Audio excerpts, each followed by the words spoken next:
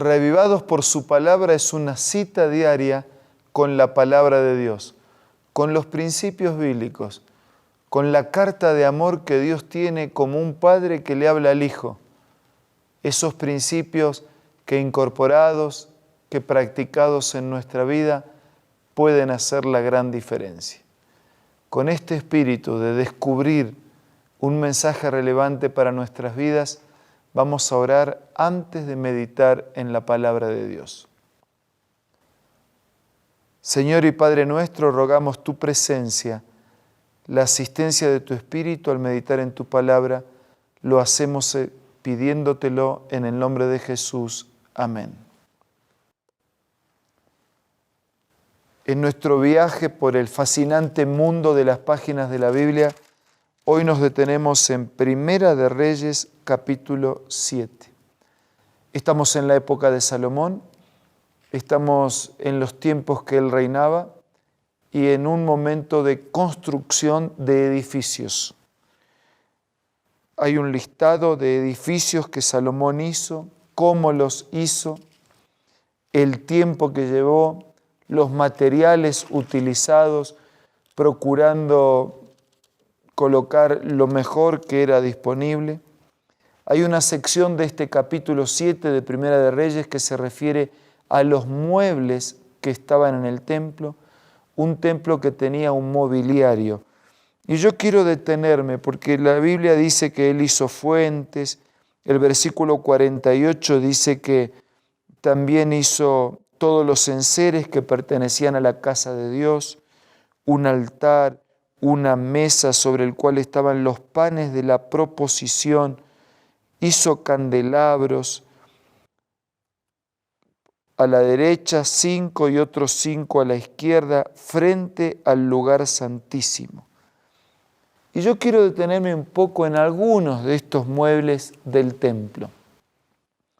Déjenme recordar que ese santuario, ese templo que seguía el modelo del santuario itinerante, portátil, que el pueblo había tenido en el desierto. Tenía un atrio, tenía un lugar santo y tenía un lugar santísimo. En cada uno de estos lugares había muebles, la fuente del lavamiento, el altar del sacrificio, porque eran sacrificados animales como una manera de ilustrar visualmente el plan de Dios y el costo de nuestro rescate. En el sacrificio de aquellos animales inocentes, que nada tenían que ver con el pecado, eran transferidos los pecados de una persona simbólicamente, imaginariamente, sobre ese animal. Y ese costo del sacrificio de un animal, de un cordero, prefiguraba, ilustraba la muerte del Cordero de Dios. Por eso cuando Jesús muere, se terminan los sacrificios y el templo de Jerusalén, el velo del templo, dice el Evangelio, se rompe, se rasga de arriba abajo como una señal de finalización de esos sacrificios. El Antiguo Testamento levantaba una pregunta: ¿dónde está el Cordero? A través del ritual del sacrificio, estos corderos sacrificados representaban al Cordero de Dios que habría de ser sacrificado.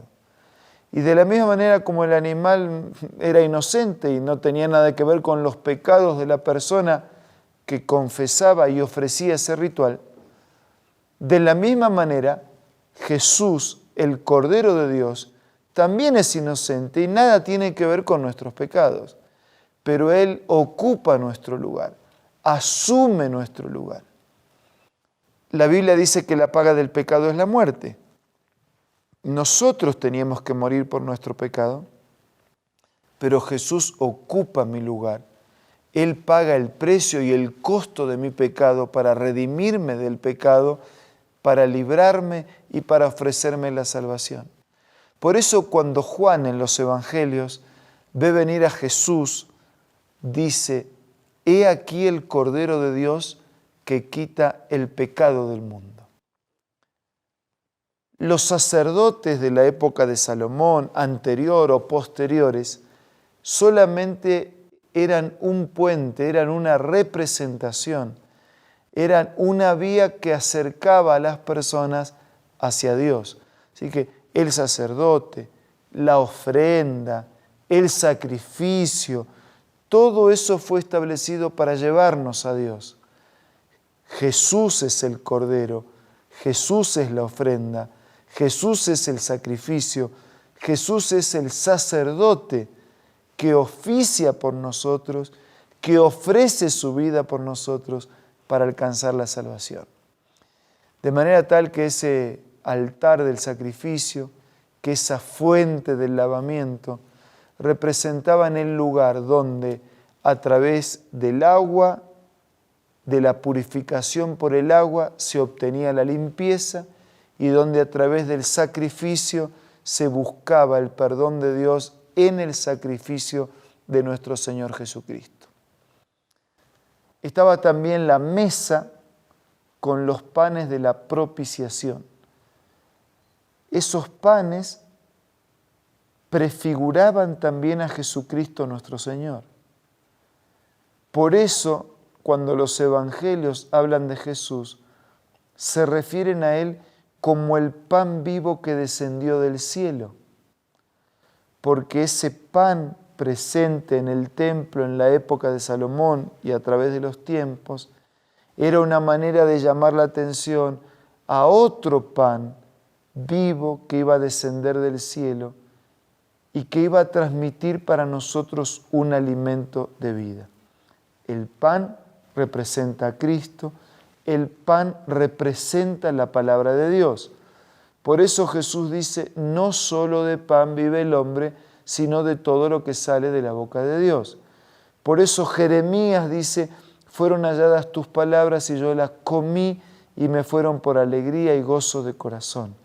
Jesús es el pan, su palabra es el pan. También acabamos de leer de los candelabros que iluminaban el lugar. Esos candelabros, esas llamas, esas luces encendidas, también representan a Jesús y a la obra del Espíritu Santo en nuestra vida. En un mundo en tinieblas necesitamos de la luz. Y el Evangelio dice, invocando palabras de Jesús, yo soy la luz del mundo. El que cree en mí no estará en tinieblas. Y el salmista dice, lámpara es a mis pies tu palabra y lumbrera mi camino. Jesús es la luz, su palabra es la luz. De manera, amigos, que así, muy rápidamente, solo seleccionando algunos de estos muebles que fueron colocados y establecidos en el templo de Salomón, puedo decir que el culto, el templo, el ritual, los muebles, todo nos conduce a nuestro Señor Jesús. Es en Él que podemos ser lavados y limpiados de nuestros pecados.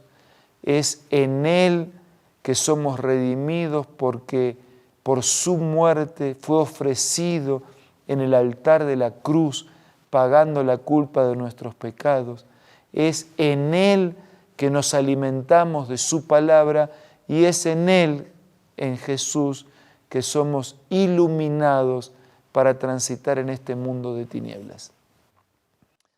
Así que si usted pensó que no tenía nada en la vida, puedo recordar a través del registro histórico y de la Biblia que Dios es el agua que limpia, que Jesús es el agua que apaga la sed, es el pan vivo que alimenta, es la luz que ilumina, es el sacrificio pagado por nuestra redención.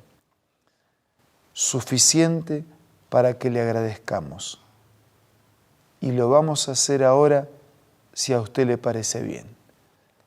Voy a dejar un silencio para que cada uno le agradezca a Dios por todo lo que Jesús está dispuesto a hacer por nosotros. Usemos este momento para orar.